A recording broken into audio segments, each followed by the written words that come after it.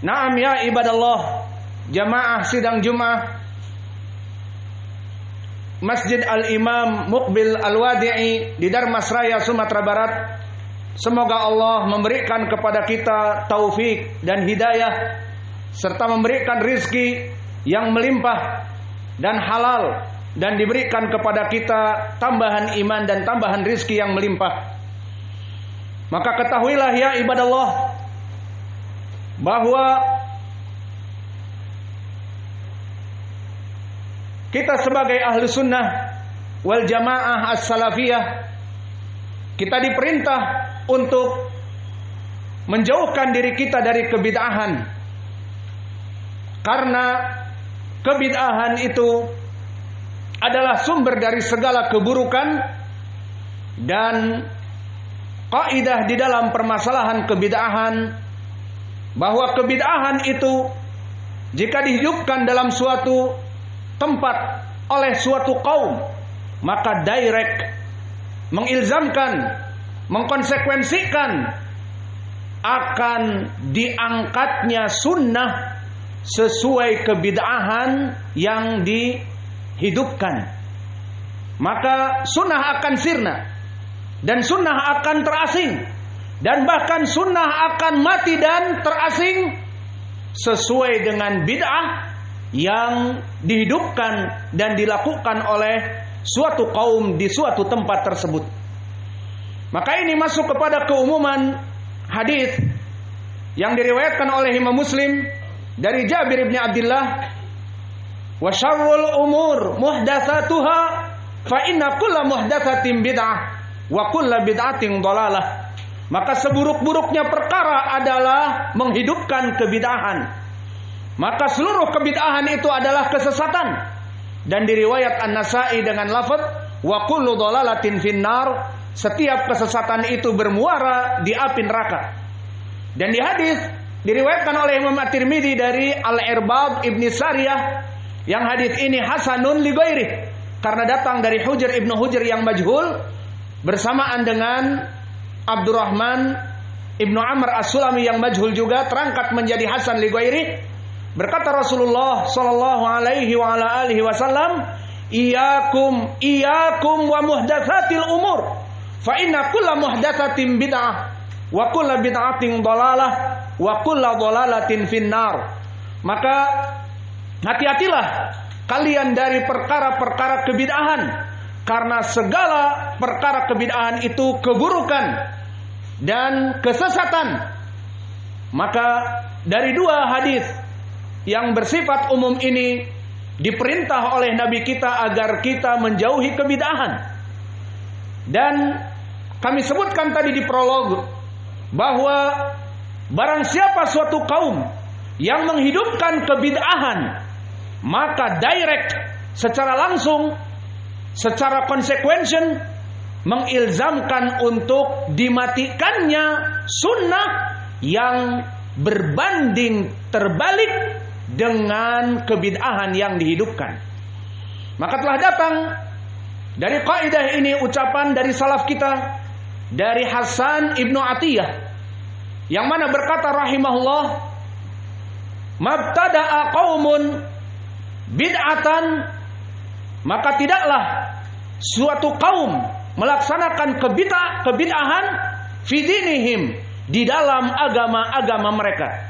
Mabtada'a qaumun bid'atan fi dinihim, maka tidaklah suatu kaum di suatu tempat melaksanakan kebid'ahan illa nuzi'a min sunnatihim mithluha, kecuali Allah akan mengangkat, maka pasti Allah akan mengangkat sunnah-sunnah menjadi mati sesuai dari kebid'ahan yang dihidupkan oleh suatu kaum di daerah tersebut. Maka ucapan dari Hasan Ibnu Atiyah ini barakallahu fikum, ucapan yang sahih, diriwayatkan oleh Imam Ad-Darimi di dalam sunnahnya, dan Al-Lalikai di kitabnya Syarhu I'tiqad Ahli Sunnah wal Jamaah, dan juga Ibnu Battah di kitabnya Al-Ibanah, yang mana sanadnya datang dari Abu Ishaq, dan dia As-Sabi'i imam, dari Al-Auza'i, dari Hasan ibnu Atiyah. Maka athar ini sanadnya sahih, tidak syak lagi, datang dari imam-imam muhadditsin. Lalu siapa Hasan ibnu Atiyah? Hasan ibnu Atiyah adalah Abu Bakar al-Muharibi.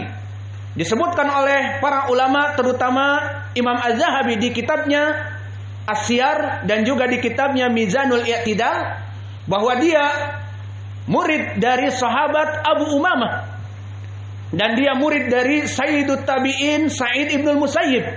Maka disebutkan dia adalah tabi'in yang masyhur di zamannya, dan dikatakan dia adalah Al-Qadari, mempunyai pemahaman bid'ah Qadariyah, namun ucapannya tidak benar, dibela oleh Imam Az-Zahabi. Maka dia seorang Sunni Salafi, dan ucapannya pun di sini menandakan kesalafiannya, dan dia dithiqahkan oleh Imam Ahmad dan oleh Yahya ibnu Ma'in. Maka Hasan ibnu Atiyah, seorang Sunni Salafi yang thiqah, mengatakan mabtada'a qaumun bid'atan fi dinihim illa nuzi'a min sunnatihim mithluha. Maka barang siapa yang menghidupkan dari suatu kaum di daerahnya kebid'ahan, maka direct secara otomatis mengilzamkan, mengkonsekuensikan diangkatnya sunnah-sunnah, sehingga sunnah dimatikan sesuai dari kebid'ahan yang dihidupkan. Maka inilah ucapan tabi'i yang masyhur, yang menjadikan kaidah bagi kita. Kenapa kita diwanti-wanti oleh Nabi kita untuk menjauhi kebid'ahan? Karena barang siapa yang menghidupkan kebid'ahan suatu kaum di suatu tempat tertentu dalam ibadah dan agama mereka, maka mengkonsekuensikan akan dihidupkannya kebid'ahan, menjadi dimatikannya dan terasingnya sunnah. Ucapan ini tidak sembarang ucapan. Kita aplikasikan kepada kehidupan kita dari dalil-dalil syar'i. For example, misalnya kebid'ahan yang banyak sekali di antara kita, terutama di saat bulan Ramadan, yang mana di waktu sahur kita mendengar di masjid-masjid 1/4 jam atau 10 menit atau 20 menit, tergantung di beberapa masjid, mereka meneriakkan imsak, imsak, ataupun dengan suara-suara seperti sirine, ataupun dengan dentuman-dentuman meriam buatan seperti di desa-desa. Maka ini dinamakan dengan imsak al-ihtiyati. Maknanya kita imsak, kita menahan makan dan minum 15 menit, 10 menit sebelum masuk waktul fajr. Maka kita katakan ini adalah kebid'ahan. Dan seperti biasa kebid'ahan dibangun di atas istihsan fiddin, menyangka itu adalah baik dalam agama ini. Maka di zaman Nabi Muhammad SAW, kemudian Abu Bakar, Umar, Utsman dan Ali, para khulafa ar-rasyidin, dan kemudian para tabi'in, itba'u tabi'i, dan kurun-kurun al-mufaddalah dari para sahabat, tabi'i serta itba'u tabi'i tidak mengetahui yang namanya imsak ihtiyati tadi, kecuali dimulai di Mesir. Dan ma'ruf di sana ada university yang sangat tua, Al-Azhar. Mulailah diadakan pemikiran bahwa paling baik kita itu menahan makan dan minum sebelum waktul fajr untuk bersiap-siap sholat fajr. Maka apakah ini perkara yang benar? Jawabnya, perkara agama yang diada-adakan dengan tujuan istihsan tadi, menganggap ini adalah baik, yang tidak sesuai dengan Nabi, maka dia tertolak. Seperti hadis yang muttafaqun alaih dari Aisyah, man ahdatsa fi amrina hada ma laysa minhu fahuwa rad, maka tertolak. Dan dihidupkannya kebid'ahan ini sampai this time kita merasakan banyak sunnah yang termatikan. Pertama, penetapan selesainya sahur bukan dengan imsak, tetapi apa? Dengan tulu'il fajar ats-tsani, dengan naiknya fajar yang kedua di waktu adzan yang pertama. Maka ini telah datang nas dari Al-Quran. Allah berfirman di dalam surat Al-Baqarah, a'udzubillahi minasyaitonir rajim, min hamzihi wa nafthihi wa nafthihi, wa kulu washrabu hatta yatabayyana lakum al-khaytul abyadu minal khaytil aswadi minal fajri. Maka makanlah sahur dan minumlah sampai kapan? Apakah sampai imsak? Apakah sampai ada sirine? Apakah sampai di masjid-masjid diteriakan imsak? Jawabnya never ever. Tetapi apa? Hatta yatabayyana lakum al-khaytul abyadu minal khaytil aswadi minal fajr. Dengan jelasnya di ufuk timur yang hitam, bagaikan benang hitam, timbul garis horizontal seperti benang yang putih. Itulah naiknya fajar yang kedua. Itulah batas selesai dari sahur yang disyariatkan bahkan oleh Allah di Al-Quran. Dari mana? Waktu imsak 15 menit, 10 menit, 20 menit. Dari kebid'ahan manusia yang tujuannya menganggap ini lebih baik daripada syariat yang ada. Ini bahayanya. Maka kita misalkan ucapan Hasan ibnu Atiyah tadi, mabtada'a qaumun fi dinihim illa nuzi'a min sunnatihim mithluha. Tidaklah suatu kaum di daerah tersebut melaksanakan menghidupkan kebid'ahan kecuali Allah akan mematikan sunnah-sunnah yang ada pada mereka. Apa sunnah yang dimatikan tadi di Al-Quran? Sunnah yang dimatikan adalah batasan dari sahur dengan naiknya al-fajr ats-tsani. Bukan dengan ucapan imsak seperempat jam 10 menit sebelum adzan. Ini yang pertama yang termatikan. Ayat ini, sunnah ini, dari ayat ini. Dan yang kedua, sunnah yang termatikan adalah mengakhirkan waktu sahur. Maka sahur itu hukumnya sunnah yang sangat dianjurkan karena barokah. Seperti hadis yang muttafaqun alaih dari Anas ibnu Malik, tasahharu fa inna fi sahuri barokah. Berkata Nabi kita sallallahu alaihi wasallam, sahurlah karena dengan sahur itu diberkahi. Apa makna diberkahi? Dengan makan sahur kita akan kuat melaksanakan salawat, melaksanakan kerja di siang Ramadan. Maka sebaik-baiknya sahur diakhirkan. Maka telah datang hadis yang datang muttafaqun alaih dari dua sahabat. Pertama dari Zaid ibnu Thabit, dan yang kedua dari Anas ibnu Malik. Anas ibnu Malik, yang mana keduanya lafadznya sama, menjelaskan bahwa Zaid ibnu Thabit dulu sahur bersama Nabi, kemudian sahur dengan cepat, dan setelah itu Nabi bangun untuk melaksanakan salat fajr. Maka dikatakan di riwayat dari Anas ibnu Malik juga, kam kanal miqdar as-sahur ila shalah. Bagaimana jarak sahur tadi wahai Zaid ibnu Thabit? Dan diriwayat dari Anas, bersama Nabi tadi, kemudian Nabi berdiri untuk salat. Berapa jarak waktu sahur kalian tadi? Ala qadri khamsina ayat. Hanya sekedar seperti orang membaca 50 ayat. Maka orang yang membaca 50 ayat, jika dia surat Al-Baqarah 50 ayat, mungkin akan seperempat jam, 20 menit, setengah jam paling lama jika panjang pembacaannya. Ataupun jika dia membaca juz amma, maka akan cepat sekali. 50 ayat, bisa jadi 10 menit 50 ayat, karena juz amma ayat-ayatnya pendek. Maka itulah batas sahur Nabi yang sunnah.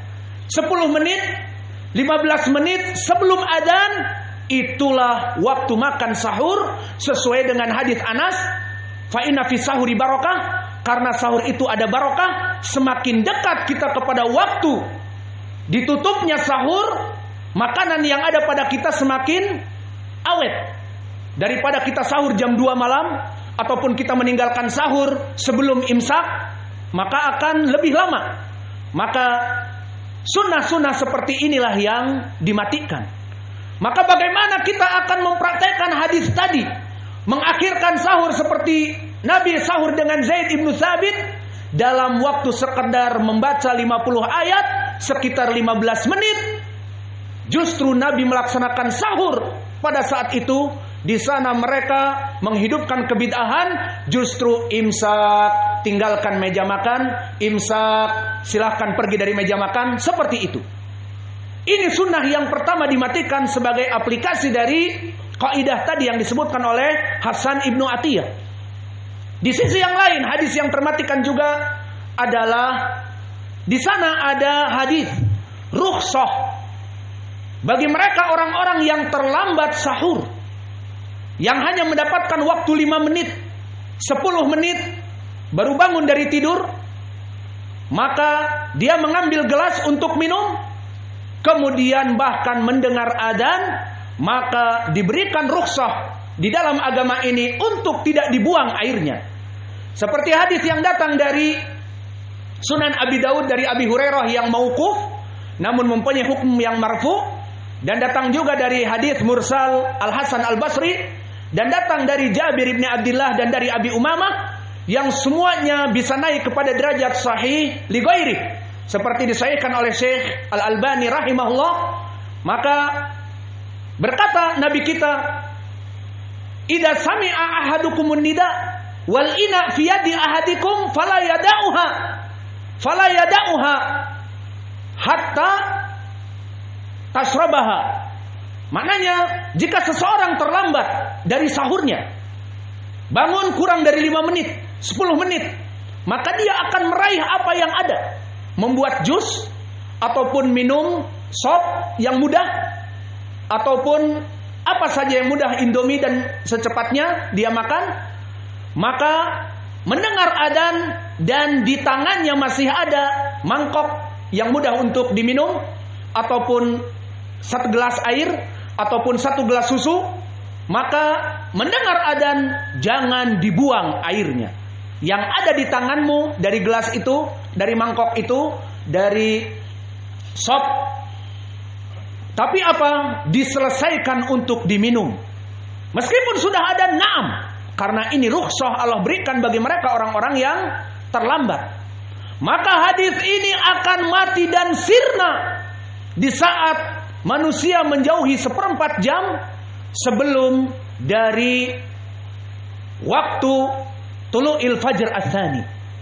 Maka inilah aplikasi bagaimana suatu kaum yang melaksanakan kebid'ahan seperti imsak ihtiyati, yang mana kebid'ahan ini menyebar di zaman sekarang, bahkan jadwal-jadwal dari waktul adzan dimasukkan waktul imsak. Dari mana? Maka akhirnya banyak hadis-hadis yang termatikan. Ini hanya satu contoh yang kami sebutkan, dan di sana banyak contoh yang lain seperti prakteknya kita sekarang, salat dengan sandal. Di hadis yang telah kita lewati di khutbah yang lalu, hadis Shaddad ibnu Aus yang sahih diriwayatkan oleh Imam Abi Daud, "Shallu fi ni'alikum khaliful yahud." Salatlah dengan sandal dan sepatu kalian menyelisihi Yahudi. Hadis ini banyak dimatikan. Akhirnya apa? Terjadi persepsi yang terbalik seperti kaidah tadi. Jika bid'ah termatikan akan terhidupkan, jika sunnah termatikan akan terhidupkan kebid'ahan. Apa itu? Persepsi orang awam salat dengan sandal adalah suatu kemaksiatan yang besar. Bagaimana orang salat dengan sandal? Sandal itu dia jalan-jalan, kemudian dia salat padanya. Maka akan ada persepsi seperti itu. Dan begitu pun seperti yang sering kita bahas 2 rakaat sebelum maghrib, di mana kita dulu sering mengisi di masjid-masjid umum. Di saat kita setelah melaksanakan sholat maghrib memberikan ceramah, maka kita datang sebelum sholat maghrib untuk menjadi imam. Maka para muadzin setelah sholat maghrib langsung iqamatis sholat. Di saat kita melaksanakan sunnah 2 rakaat langsung dipotong oleh imam, dikiranya itu adalah perkara yang aneh, perkara yang bid'ah. Maka sholat 2 rakaat yang kebanyakan kami rasakan di sini di Sumatera ini, orang-orang awam meninggalkannya. maka meninggalkan sunnah ini, mematikan sunnah ini akan menyebabkan kebid'ahan sebagai dari konsekuensi tadi, dari kaidah tadi. Dan itu kenyataannya. Di saat kami datang ke masjid, al-muadzin selesai dari sholat maghrib, kemudian kita sholat 2 rakaat sebelum maghrib, orang semuanya kaget dan bertanya. Maka kadang-kadang mereka memotong kita karena mereka berpikir sunnah itu justru setelah adzan maghrib, sholat maghrib, tidak ada sholat rawatib 2 rakaat. Padahal telah datang di berbagai hadis dari Abdullah, disebutkan di dalam hadis yang diriwayatkan oleh Imam Al-Bukhari, shallu rak'atain qabla al-maghrib, shallu rak'atain qabla al-maghrib, shallu rak'atain qabla al-maghrib liman syaa. Maka salatlah 2 rakaat sebelum maghrib bagi yang mau. Maka ini dari contoh-contoh sunnah-sunnah yang termatikan, yang mengakibatkan timbulnya bid'ah-bid'ah yang baru. Dan begitu pun contoh kebid'ahan yang dihidupkan seperti imsak, ihtiyati, mematikan sunnah-sunnah yang telah kami jelaskan. Maka oleh sebab itu ya ibadallah, kita sebagai ahli sunnah wal jamaah as-salafiyah yang mengaku sunnah, tidaklah bagi kita kecuali berdakwah, menghidupkan sunnah dan mematikan bid'ah. Maka tidak pantas bagi seorang sunni salafi mengetahui itu sunnah disepelekan. Biarlah, itu kan hanya sunnah. Tidak. Tetapi semangat kita menghidupkannya, dan tidak ada kebid'ahan yang terjadi pada suatu kaum kemudian dibiarkan. Maka ahlu sunnah wal jamaah sangatlah keras kepada kebid'ahan. Maka kenapa kita mencela Ustadz Fulan, mencela kelompok Fulan dari kelompok Mubtadi'ah? Karena ini. Bukan karena dunia, bukan karena mereka lebih kaya dari kita, bukan karena mereka pengikutnya lebih banyak dari kita, bukan. Karena hirs kita kepada sunnah. Sehingga ada kelompok bid'ah dinasehati, ada kelompok orang-orang yang salah kita nasehati. Bukan kita diam seperti orang-orang Asyururiyah, orang-orang Roja, orang-orang Ikhwanil Muslimin. Diam, jangan dibahas permasalahan khilaf, nanti orang akan lari daripada kamu. Tidak. Maka kita sebagai ahlu sunnah mendahulukan sunnah daripada menyebabkan manusia lari daripada kita, yang menyebabkan kita kekurangan dana, yang menyebabkan kita tidak mendapatkan bantuan. Percayalah bahwa Allah Jalla wa'ala yang pasti akan menjadikan kafil kemudahan bagi kita di saat kita membantu agamanya. Sesuai ucapan Allah, in tansurullah yansurkum wa yutsabbit aqdamakum. Jika kalian menolong agama Allah, Allah pasti akan menolong kalian. Tidak membuat kalian menjadi fakir, tidak membuat kalian menjadi ditinggal oleh seluruh manusia, tidak. Tetapi Allah pasti akan menolong kalian dan menguatkan pondasi-pondasi kalian.